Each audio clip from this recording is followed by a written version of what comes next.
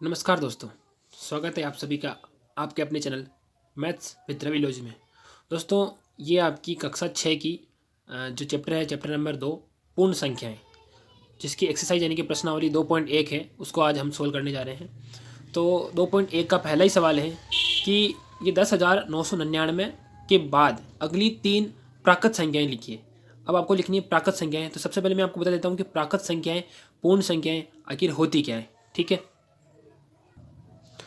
प्राकृत संख्याएं यानी कि नेचुरल नंबर आखिर होती क्या है। तो प्राकृत संख्याएं नेचुरल नंबर होती हैं ऐसी संख्याएं जो एक से शुरू होकर अनंत तक जाती है। यानी कि उदाहरण है आपका 1 2 3 4 5 6 7 8 ऐसा अनंत तक, इन्फिनिटिव यानी कि जिसका विस्तार जहाँ तक हो सके वहाँ तक। ये तो होती है आपकी प्राकृत संख्याएं, जैसा कि नाम से पता चल जाए नेचुरल नंबर, इस प्रकार से आपको याद रखना है। दूसरा है पूर्ण संख्याएं, जैसा कि आपका चैप्टर का नाम है पूर्ण संख्याएं। तो पूर्ण संख्याएं होती क्या है कि ऐसी संख्याएं जो जीरो से शुरू होकर अनंत तक जाती हैं। यानी कि भाई इसमें दोनों में फर्क ये है कि पूर्ण संख्याएं जीरो से शुरू होती है जबकि प्राकृत संख्याएं एक से शुरू होती है। यानी कि 0 1 2 3 4 5 इस प्रकार से अनंत तक जाएगी ये भी। तो आपको बस इतना सा याद रखना कि जो पूर्ण संख्या है, नाम से पता चल जाएगा जो पूर्ण है वो पूर्ण नहीं है। तो पूर्ण नहीं है उसको पूरा करने के लिए अपने को 0 लगाना पड़ेगा, बस ये याद रखना है। तो इस प्रकार से आपको ये दोनों परिभाषा याद रखनी है। पहले सवाल में आपसे पूछा गया है कि 10,000 के बाद अगली 3 प्राकृत संख्याएं पूछी गई है। प्राकृत संख्याएं मतलब जो एक से शुरू होकर अनंत तक जाती हैं। तो इसके बाद लिखी है, इसके बाद 3 लिखी है। तो इसका मतलब क्या है, जो ये संख्या लिखी है उसमें एक एक जोड़ते जाइए और 3 संख्या निकाल लेंगे इस प्रकार से। ये आपके सामने लिखा है 10,999। तो पहली प्राकृत संख्या क्या होगी, 11,000 होगी। यानी कि इसमें एक जोड़ देना, अगली वाली संख्या आ जाएगी, फिर एक जोड़ के अगली वाली संख्या 11,001 आ जाएगी, फिर ये आ जाएगी 11,002। इस प्रकार से आपको सवाल करना है। ठीक है, आपका अगला सवाल है दूसरा कि 1001 से ठीक पहले आने वाली 3 पूर्ण संख्याएं, यानी कि ये संख्या लिखी है 1001, इससे ठीक पहले आने वाली पूर्ण संख्याएं। पूर्ण संख्याएं बस 0 से स्टार्ट होती है, इतना ध्यान रखना है। तो पूर्ण संख्या प्राकृत संख्या यहाँ तो कोई दिक्कत वाली बात नहीं है। जो लिखा है इकाई, दहाई, सैकड़ा, हज़ार, 10,000 यानी कि 10,001 लिखा है। तो इसमें से एक एक घटा दीजिए, 3 बार घटा देना एक एक को, तो वो तीनों संख्याएं आ जाएगी। मैं आपको बता देता हूँ कैसे करना है। अब ये 10,001 लिखा हुआ है, तो इससे पहले आने वाली, इससे पहले कौन सी संख्या आएगी। तो इससे पहले आएगी 10,000, 9,999 और 9,998। किस प्रकार से करना है, एक घटाएंगे तो ये 10,000 आ जाएगा, 10,000 में से एक घटाएंगे 9,999 आ जाएगा, और 9,999 में से एक घटाएंगे तो 9,998 आ जाएगा। इस प्रकार से आपको सवाल करना है। अब तीसरा सवाल करते हैं। सबसे छोटी पूर्ण संख्या कौन सी है। सबसे छोटी पूछी गई अपने से। सबसे छोटी कौन सी होगी, शून्य होगी। यानी कि पूर्ण संख्या 0 से स्टार्ट होती है, तो 0 सबसे छोटी संख्या है। अब करते हैं चौथा सवाल। चौथा सवाल में अपने से पूछा है कि 32 और 53 के बीच कितनी पूर्ण संख्याएं आती है। बस इतना सा करना है, कितनी पूर्ण संख्याएं हैं, यानी कि इनके बीच में कितनी संख्याएं, इसके और इसके बीच में।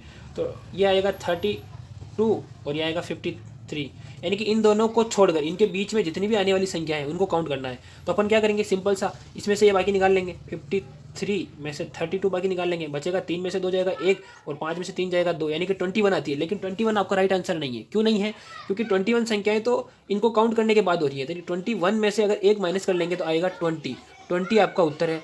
ये उत्तर इसलिए होगा क्योंकि इनके बीच की संख्या, इन दोनों को काउंट नहीं करना है और इनके बीच की संख्या निकालनी है। अगर आप ऐसे भी कर सकते हो कि आप संख्याएं लिख के भी निकाल सकते हो। जैसे 32 के बाद आएगा 33, 34, इस प्रकार से आप काउंट डाउन करते रहेंगे, 52 तक जाएंगे। तो 52 तक जाओगे तो टोटल 20 संख्या आएगी। ये आपका चौथा सवाल। अब पांचवा सवाल करते हैं।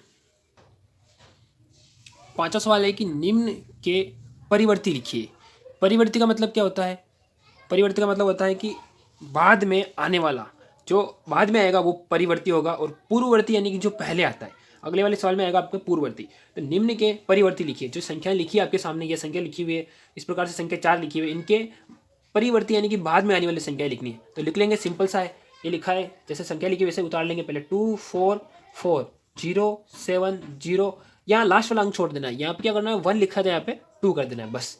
और फिर ये वाली संख्या नोट डाउन करेंगे, जैसे 1 0 0 1 9 और 9 यहाँ लिखा है। तो अब ये 199, इसके 199 के बाद क्या आता है, तो 200 आता है। ठीक है, 199 के बाद आता है 200। तो अपन क्या करेंगे, यहाँ पे 199 को कर देंगे 200। ठीक है, बस सिंपल सा है। फिर ये वाली संख्या जैसे लिखी हुई है कि 1099999, तो इसके बाद कौन सी संख्या आएगी। तो अगर इसमें एक जोड़ देते हैं तो इनसे जोड़ने के बाद कौन सी संख्या बनेगी, वो बनेगी 11,000 बनेगी। तो इस प्रकार से लिख देंगे, ये बन जाएगी यहाँ पे 11 हो जाएगा तो 1 2 3 4 5 बन जाएगी, 1 2 3 4 5 इस प्रकार से। पूछा है 2 3 4 5 6 7 0, तो क्या बन जाएगा 2 3 4 5 6 7 1, यानी कि 2 3 4 5 6 7 1 इस प्रकार से संख्या बन जाएगी। यानी कि इसमें एक जोड़ देना है। एक क्यों जोड़ना है? क्योंकि ये परवर्ती पूछा गया, बाद वाली संख्या पूछा है। अब बढ़ते हैं आगे, छठा सवाल करते हैं। निम्न के पूर्ववर्ती लिखिए, यानी कि इससे जो संख्या लिखी है उससे पहले आने वाली संख्या लिखनी है। अब पूर्ववर्ती का मतलब क्या होता है? पहले आने वाला अंक, जो पहले आएगा उसका नाम लिखना। 94 से पहले क्या आता है? 93। अब लिखा है आपके सामने 10,000, 10,000 से पहले क्या आता है? 9,999। अब ये लिखा है 20 80 90, इससे पहले क्या आएगा? तो 20 80 ऐसे लिख देंगे, और 90 से पहले क्या आता है? 89। फिर लिखा है 7654 321, तो इसका लिखेंगे 7654 321 से पहले 21 से पहले आता है 20, ये आपका हो गया। इस प्रकार से आपको पूर्ववर्ती और परिवर्ती संख्याएं करनी है। ये वीडियो आपको कैसी लगी? जरूर वीडियो को लाइक करना, लाइक का अपना टारगेट है 100।